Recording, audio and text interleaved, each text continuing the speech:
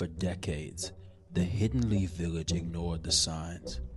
Missing children, experimental labs, snake-like tendencies in appearance. Kicking a little bit.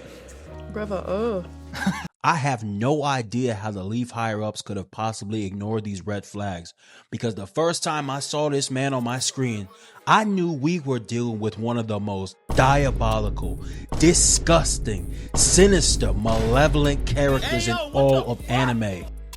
Today, we look at a man whose lust for knowledge and power drove him to commit unspeakable acts not limited to treason, child abuse, regicide, and body snatching. A man whose crimes and reputation the Boruto series and the internet are trying to effectively cover up and sweep under the rug. I'm talking about none other than that international terrorist known as Orochimaru. And let me be clear, this is not an origin story. I do not care where he came from. I do not care what he went through. This is a submission of evidence and a request for immediate incarceration and eventual execution. Because if I had the pen, this 69 god would be sent to an infinite Tsukiyomi by himself. And in that infinite Tsukiyomi, he would be subject to all means of medieval torture 24 hours a day, 7 days a week. So before I fully crash out, run me my intro, man.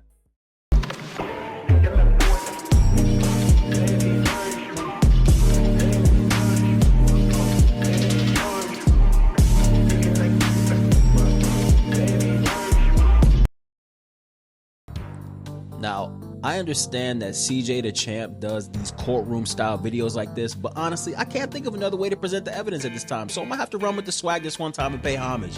Shout out to CJ the Champ. Exhibit A, treason. As one of the legendary Sannin, Orochimaru was one of the most respected Konoha shinobis. So no one would ever expect this nigga was conducting unauthorized human experiments under the nose of the entire village. This sick bastard kidnapped 60 children and proceeded to perform deadly experiments on them, of which only one child survived. So right there on its face, this video could end right here. He's responsible for the kidnapping and murder of 59 children. Is this nigga serious? So in the face of this first piece of evidence, I would like to ask the higher ups of Konoha one thing. Why is this nigga walking around free? What the fuck y'all doing over here? I'll tell you why. Because Jeffrey OROCHIMARUSTEIN was not working alone. Oh no. Who else do we know that's a traitorous, treasonous scumbag eugenicist? That's right. Orochimaru was planning and plotting and sliming out his own countrymen with the assistance and full backing of the Rokudame Fugazi Kage himself, this rat-ass nigga Danzo. And I know these two musty-ass goblins was probably in on it too, but I can't prove it. Yet. When I saw the way these two niggas was moving, I was about to jump through the screen, I'm not gonna hold you. These Weasley-ass motherfuckers was subverting the village at every turn with espionage, secret eugenics experiments. But wait, there's more. They even had a long-laid plan to install Orochimaru into the Hokage seat, which would have allowed them to continue their corrupt depravity with impunity while simultaneously having the entire village under their control. Absolutely f***ing diabolical. Furthermore, it was through this treasonous relationship and Orochimaru's experiments that Danzo was able to acquire that nasty-ass arm filled with the eyes of dead Uchiha clan members. What? And to make matters worse, when Hiruzen finally caught this freaky-ass snake red-handed, he was somehow able to slither away, escaping justice, and then effectively defected from Konoha. Not only is this man a murderous scumbag eugenicist who sacrificed his own countrymen for his own pursuit of power and immortality, but he is a deserter as well. And with that, we are going to move on from treason, because in reality, every move this nigga makes after this is pretty much an act of treason, and we got other charges to get to. Exhibit B, child abuse. We went through Orochimaru's experimentation and murder of the 59 children trying to recreate Mokutan. But we need to discuss another facet of his flagrant child abuse, and that is the curse mark and the delivery system of it. This nigga was dead ass going around biting the necks of teenagers and injecting them with senjutsu chakra. All 4 of the sound ninja that went to yank Sasuke out of Konoha were 14 years old. Kimimaro, 15 years old. And don't even start to get me started on Sasuke.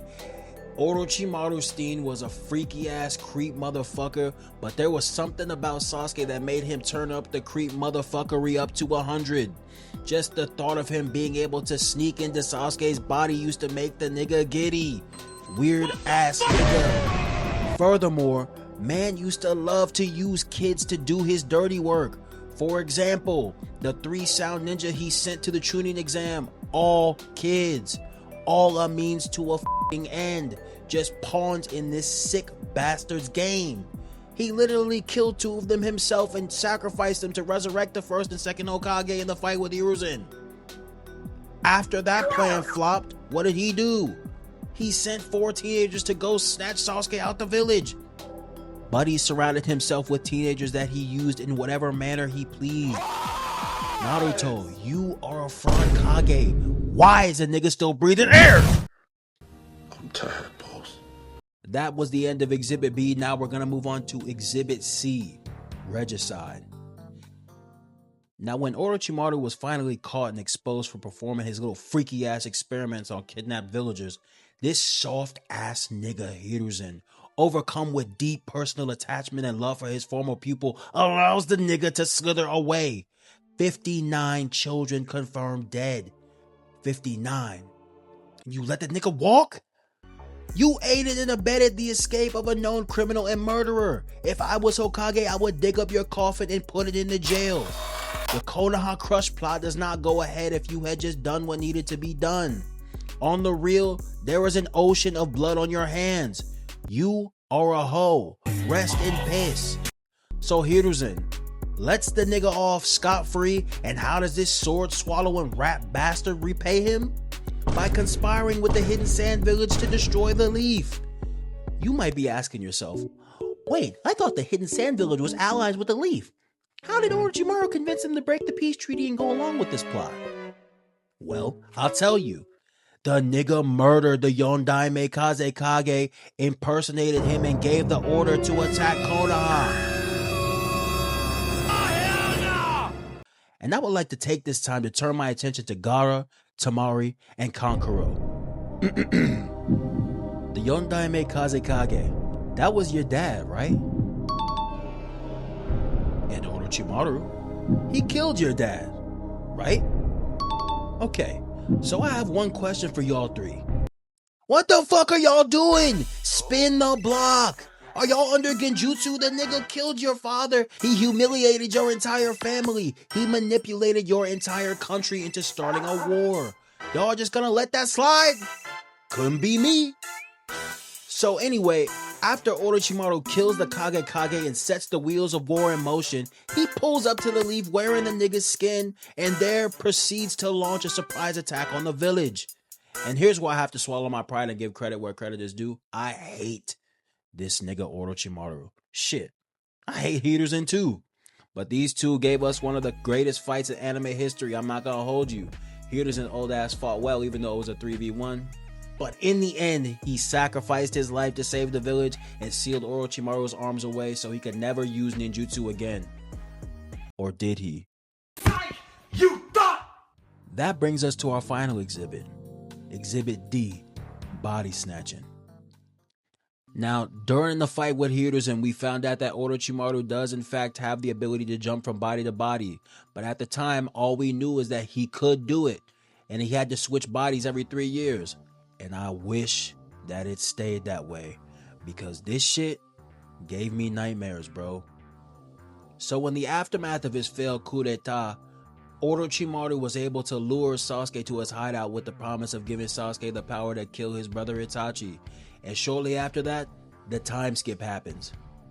So 3 years passed and Orochimaru's current body was on low battery. And Sasuke promised to hand over his body in exchange for helping him get revenge on Itachi.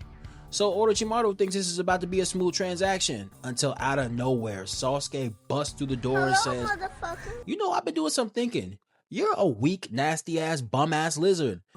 It doesn't really make sense for me to give you my body anymore. You're weaker than me, so I should just kill you. And before Sasuke can strike the final blow, you see something shoot out of this nasty ass lizard's mouth.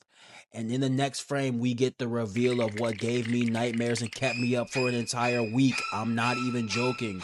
We get the reveal that Orochimaru's true form is a giant snake comprised of thousands of other snakes. The nigga experimented on himself so heavy that he was no longer human. So after a brief scuffle, Sasuke gets transported into what seems to be the belly of a snake. All three of the other bodies Orochimaru has snatched were in there. Everybody in the room is covered in snake guts. Orochimaru still thinks he's getting Sasuke's body and reaches out with one of his snake gut tentacles, and Sasuke basically Uno reversed and absorbed his bitch ass, but left him alive. This nigga really puts the roach in Orochimaru. Blood will not die, no matter what. Even after Itachi sealed him away, he still managed to survive that. And because he has managed to survive all of this time, we can safely say that from the end of Naruto to present day Boruto, 5 more people got their bodies snatched so this snake ass nigga can carry on living. The higher ups in every village must have gone to Orochimarustein Island because there is no way this man should be walking around free. And with that, I rest my case.